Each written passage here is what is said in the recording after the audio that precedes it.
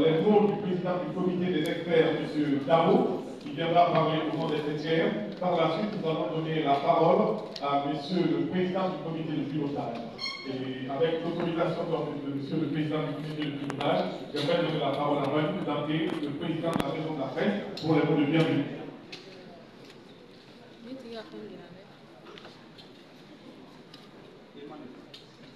Merci beaucoup, mon aîné Sadi. Monsieur le président du comité de pilotage du dialogue intermalien pour la paix et la réconciliation nationale, monsieur le vice-président, madame la coordinatrice des plateformes digitales, monsieur le rapporteur, madame et monsieur les membres du comité de pilotage du dialogue intermalien pour la paix et la réconciliation nationale, chers aînés de la presse venus en grand nombre, mesdames et messieurs les responsables des associations et organisations professionnelles de la presse, chers patrons de presse, chers confrères, nous vous remercions beaucoup. Monsieur le président du comité de pilotage du dialogue intermalien pour la paix et la réconciliation nationale, permettez-moi de vous adresser les chaleureuses salutations de la presse malienne pour le respect et la considération dont vous avez pu nous faire montre. Au début des travaux, vous avez accepté de vous déplacer, pour venir ici dans la maison commune, tenir une conférence marquant le début de nos activités. Cette conférence a consisté à expliquer la mission qui vous a été assignée par les plus hautes autorités. Aujourd'hui, vous venez en visite de courtoisie. Et cette visite de courtoisie concerne bien évidemment les travailleurs des médias, mais aussi les responsables des médias.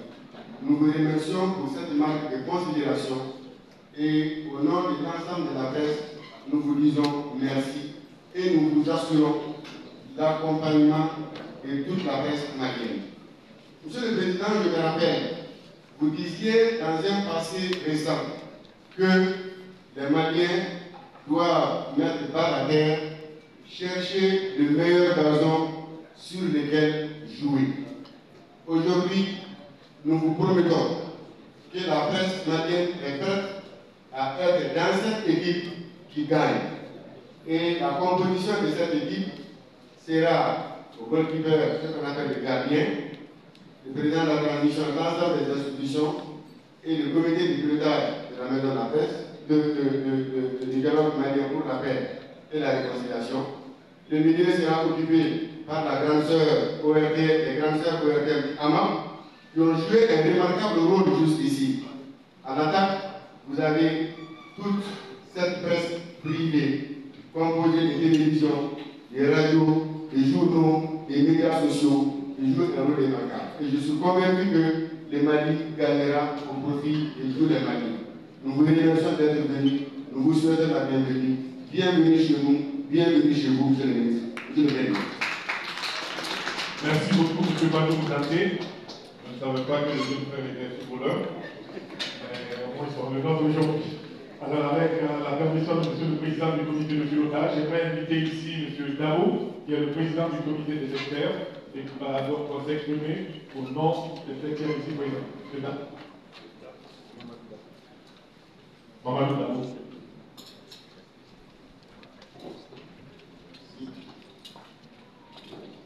Monsieur le président du comité de pilotage, mesdames et messieurs les membres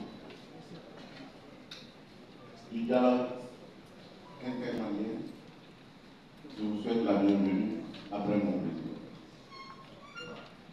Je voudrais tout simplement vous préparer de nombreux défis que nous devons remonter ensemble.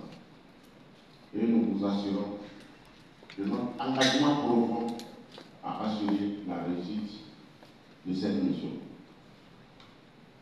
Monsieur le Président, la presse malienne vous connaît bien, autant que vous connaissez cette presse.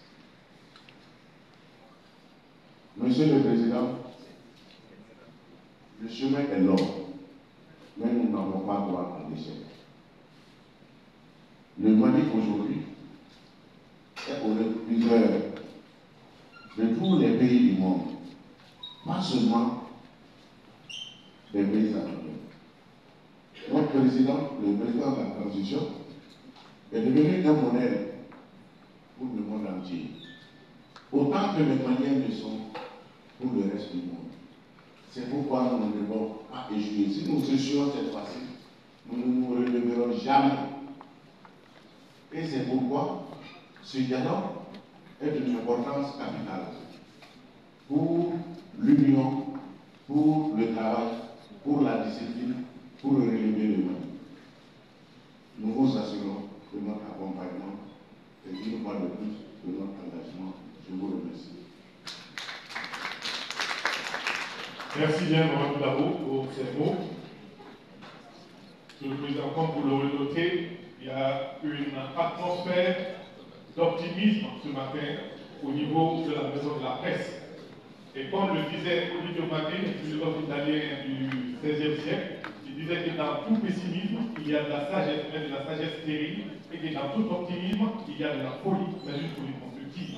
Et c'est cette folie constructive que vous vouliez qu'on puisse avoir, pour qu'on puisse aller de l'avant et que le Mali soit toujours calme. Alors, Monsieur le Président du comité de pilotage, j'aimerais vous donner la parole pour que vous puissiez vous adresser aux invités nombreux présents ici ce matin. Merci beaucoup. Monsieur le Président de la Maison de la Presse, Madame, Messieurs les responsables des filières de la presse nationale, Madame, Messieurs, nous sommes très heureux. J'allais dire même de ressentir un bonheur immense de nous retrouver dans cette maison. Donc, sur le président du Parlement congolais, nous avons une initiative de salaire.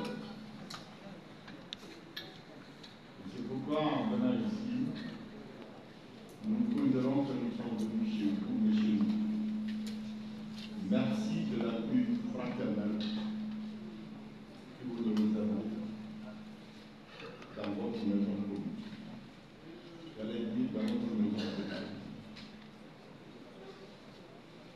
Je suis accompagné par M. le vice-président du comité du dialogue intermalien pour la paix et la réconciliation, le professeur Jean Bosco Konak, avec le rapporteur général du comité du dialogue intermalien pour la paix et la réconciliation, M. Boakassou. Il est accompagné aussi de son adjoint, M. Ablaï Nantoumé, qui est dans la salle, avec Madame le ministre Aminata Draman Traoré, qui est membre du comité, mais coordinatrice de la plateforme numérique que nous avons mise en place. Vous pouvez trouver malidialogue.nl. C'est elle qui est la coordinatrice. Je suis accompagné également de nos braves dames du comité de pilotage qui sont en face de nous. Je crois que la télé doit bien les montrer. Je les remercie de leur accompagnement. J'ai demandé aussi à un membre du comité de pilotage, au ministre Zélie Moulin, d'être présent pour nous accompagner. Il est également dans la salle. Nous sommes venus nous saluer. C'était prévu que nous venions vous voir après le tour que nous avions effectué dans toutes les institutions de la République. Nous sommes allés à la Cour suprême, à la Cour constitutionnelle, au Haut Conseil de collectivité, au Conseil économique, social, environnemental et culturel. Nous avons rencontré l'ensemble du gouvernement à la Cour. Nous avions rencontré également toutes les organisations socio-professionnelles au CIC, les syndicats, le groupement des femmes, les jeunes, délégation regroupée, nous avons rencontré aussi les partis politiques. Et c'était important que nous les rencontrions. Nous avions souhaité, et ce fut fait, que le ministre d'État adresse une lettre d'invitation à l'ensemble de ces partis politiques, des associations, des regroupements de partis politiques, des syndicats, de toutes les forces vives. Nous avons rencontré également les confessions religieuses, toutes les confessions religieuses. Nous avons rencontré également les légitimités traditionnelles. On les a tous rencontrés pour leur faire part de l'initiative prise par le chef de l'État, le colonel Hassimi Goïta, lors de son message adressé à la nation le Nouvel An le 31 décembre 2020.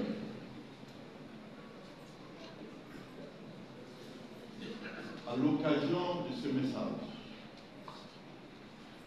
il a dit qu'il allait opter pour un dialogue intermalien pour la paix et la réconciliation nationale.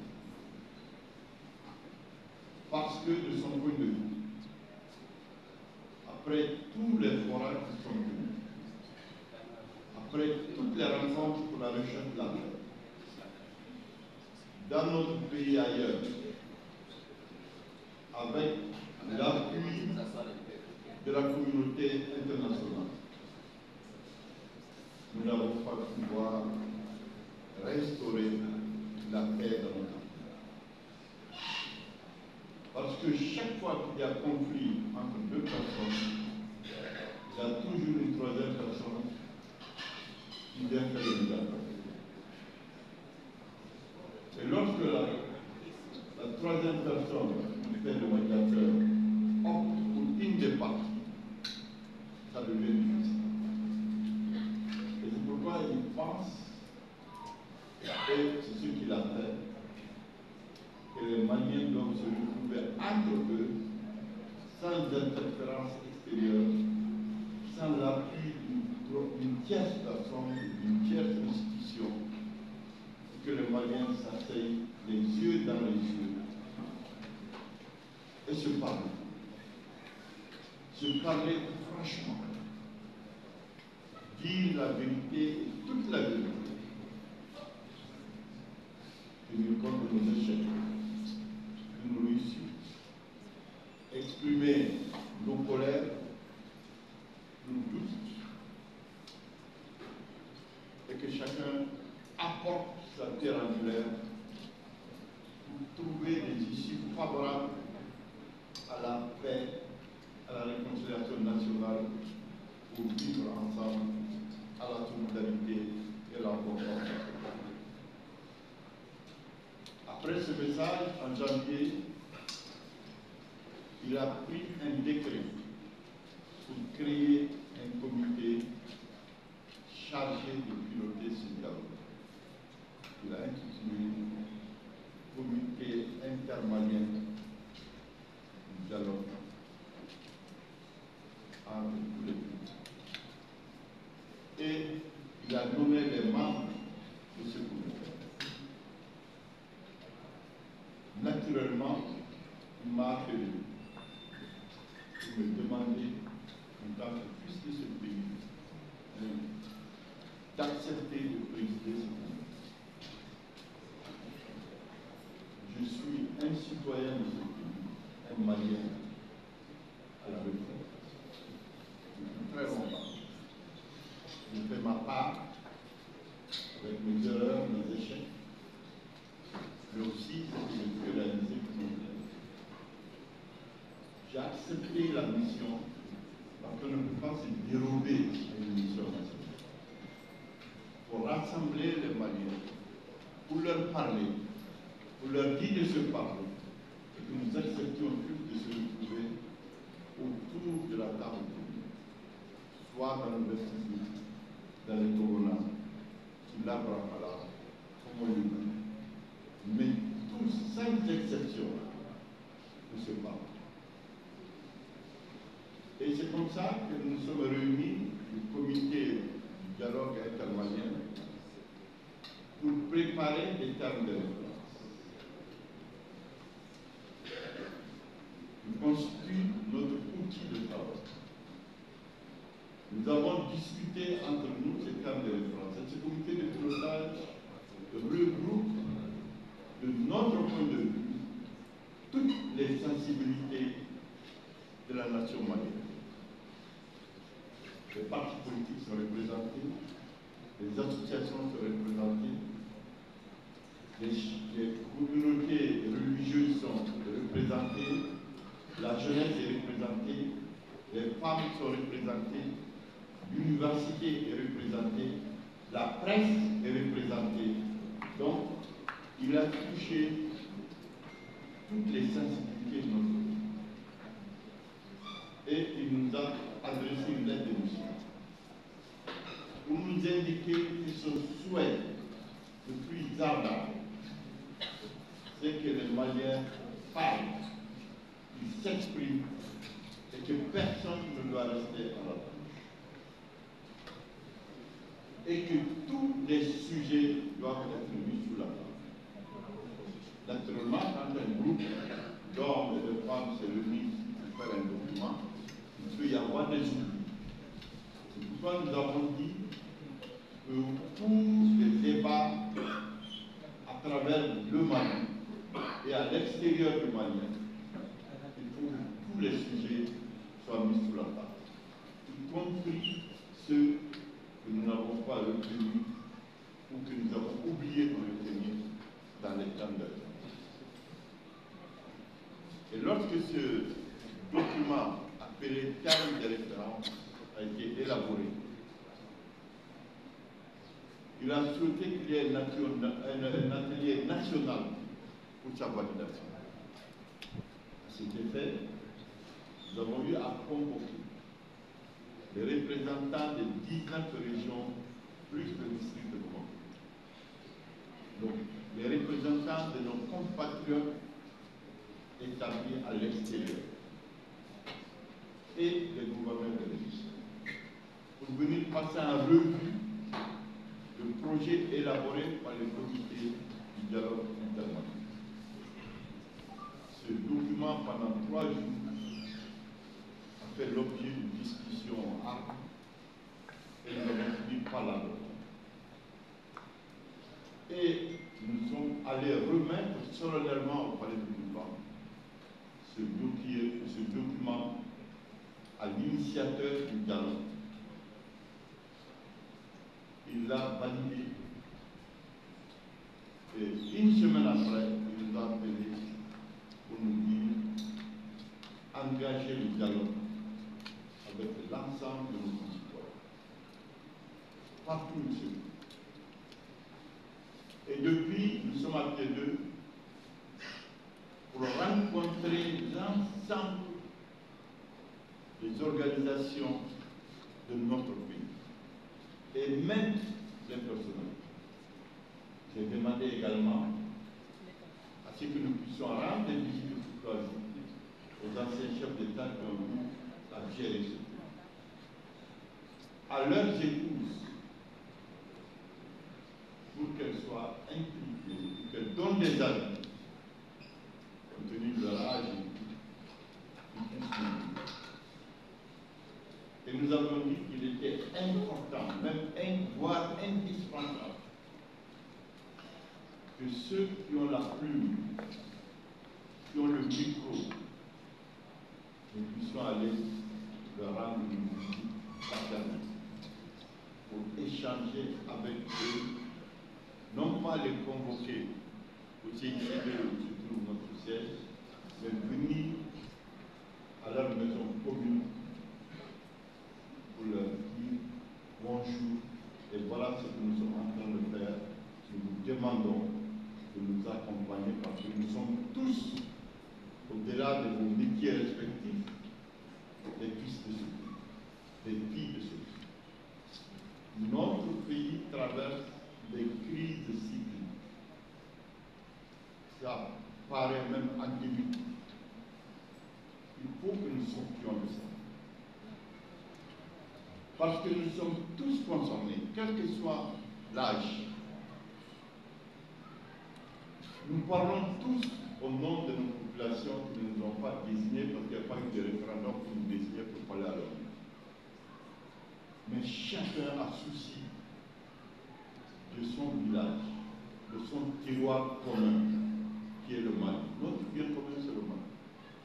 Et nous voudrions que vous de la presse, vous les chrétiens de la presse, vous les journalistes, vous les présidents de ces organisations, vous puissiez dire que notre pays traverse des moments difficiles.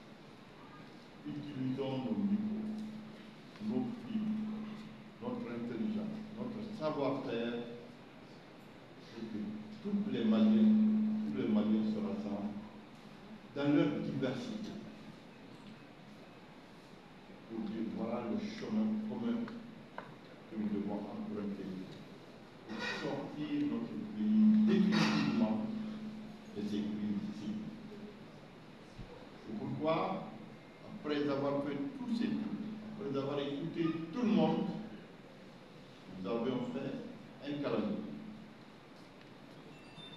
pour que dans toutes les communes se tiennent des débats